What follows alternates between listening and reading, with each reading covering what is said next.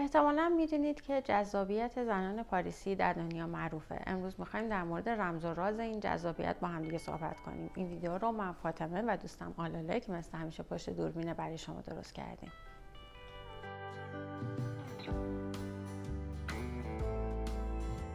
زنان پاریسی فرمول‌هایی برای جذابیت دارن. رعایت این فرمول‌ها مهمترین بخش رسیدن به این جذابیت هستش. با هم دیگه ببینیم که این فرمول‌ها چی هستن. وقتی کسی به یه خانم پاریسی نگاه میکنه باید به این نتیجه برسه که اون خانم بدون تلاش زیباست. یعنی اینکه یه خانم پاریسی دوست نداره اینطور به نظر برسه که ساعتها وقت صرف کرده تا مو درست کنه، آرایش کنه یا لباس بپوشه. انگار 5 دقیقه حاضر شده و خودش بدون هیچ زحمتی زیباست. خانم‌های پاریسی معتقدن تلاش میخواد تا بدون تلاش زیبا به نظر برسیم. خانم‌های پاریسی حتی اگه برای خرید ساده در روز تعطیل هم از خونه خارج بشن باز هم آراسته هستن. آراستگی همیشگی مخصوص یک خانم پاریسیه. زیاده روه نمی‌کنن، ظاهرشون ساده است و یک جمله معروف از خانم کوکو شنل هست که میگه که وقتی که میخواید از خونه خارج بشید توی آینه نگاه کنین و یکی از اکسسوریاتون رو در بیارین. جمله more is less جمله مناسب استایل خانم‌های پاریسیه. اینه که بسیار ساده باشن یا لباس تکراری بپوشن اما حتما آیتم خاصی دارن که مخصوص خودشونه و اونها رو منحصر به فرد میکنه. این آیتم میتونه هر چیزی باشه، میتونه یه گوشواره خاص باشه یا یک کیف فوق‌العاده یا یه دستمال گردن رنگی. خانم‌های پاریسی حتما توی استایلشون چیزی برای غافلگیری دارن. این میتونه یه کفش پاشنه بلند باشه در جایی که اصلا توقعش رو ندارین، یا اینکه این خانم رو همیشه با اسنیکر دیدین ولی این بار با کفش پاشنه بلند میبینین، یا اینکه رژ لب قرمز زمانی که اصلا فکر میکنین که رژ لب قرمز نمیشه زد. اونا میتونن با پوشیدن اسنیکر با یه پیراهن ابریشمی شما رو غافلگیر کنن. حالا ببینیم که خانم‌های پاریسی این فرمول‌ها رو چجوری پیاده میکنن. از موها شروع میکنیم. شما هیچ خانم پاریسی رو نمیبینین که رنگ موهاش با رنگ طبیعی موهای خودش خیلی متفاوت باشه. یعنی اگه موی مشکی داره هیچ وقت اونو بلوند نمیکنه، یا اگه موی بلوند داره هیچ وقت اونو تیره نمیکنه. نهایتا 1 درجه یا 2 درجه تیره تر یا روشن‌تر از رنگ طبیعی موهای خودش موهاشو رنگ میکنه یا درست میکنه.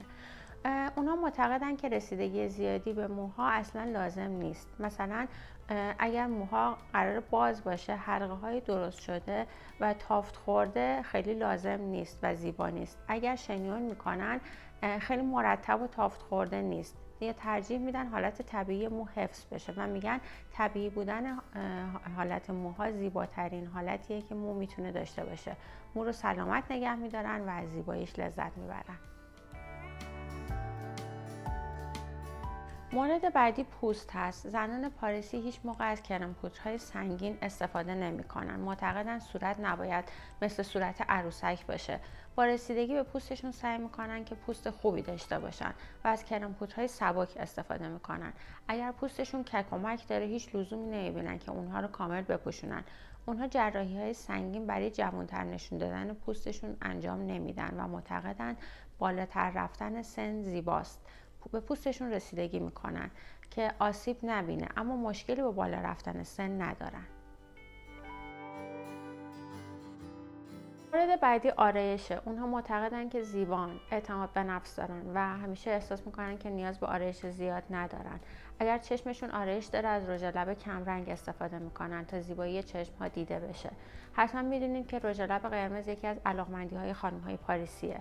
اما نکتهش اینه که اگر رژ لب قرمز بزنن چشمشون رو یا آرایش نمیکنن یا خیلی کم آرایش میکنن و با ساده ترین تیپ ها از رژ لب قرمز استفاده میکنن. با این کار کل ظاهر از سادگی بیرون میاد و زیبا به نظر میرسه. مورد بعدی ناخونه. خدمات ناخون توی پاریس زیاد طرفدار نداره. زنان پاریسی به ناخون‌های بلند و لاک‌های رنگ و رنگ علاقه‌ای ندارن. اونها خودشون توی خونه مانیکور میکنن و از لاک استفاده میکنن، بیشتر از رنگ نود یا خانواده رنگ‌های قرمز استفاده میکنن. هیچ وقت یک زن پاریسی رو نمیبینید که از لاک نارنجی یا آبی استفاده کرده باشه.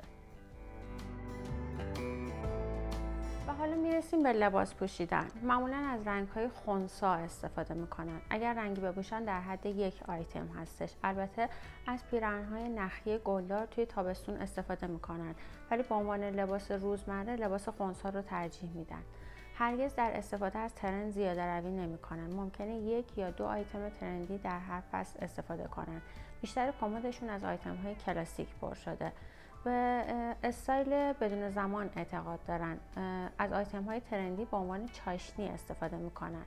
هرگز با تیپ ورزشی به خیابون نمیان مگر برای ورزش. جین‌های پاره یا با برش یا دوخت اضافه یا اینجور چیزا رو نمی پوشن. از جین راسته استفاده میکنن ولی این از ملزومات کمدشون هستش. از لوگوهای بزرگ و زیاد استفاده نمیکنن و اون رو شیک نمیدونن. حد اکثر یه لوگوی کوچیک توی کل ظاهر براشون کافیه. هرگز از آیتم های فیک استفاده نمیکنن. اگر نمیخوان یا نمیتونن که زیاد هزینه کنن، سراغ برندهای معمولی میرن ولی فیک استفاده نمیکنن. اگر در لباسشون از طرح استفاده کنن، تنها یک آیتم طرح داره و هرگز در استفاده از طرح زیاده روی نمی کنن. در استفاده از آیتم های چشمگیر زیاده روی نمی کنن تا بیننده گیج نشه. مثلا اگه میخوان یک کیف چشمگیر استفاده کنن، اونو با یه تیشرت سفید ساده و یه شلوار جین ساده میپوشن و اون کیف رو دست میگیرن.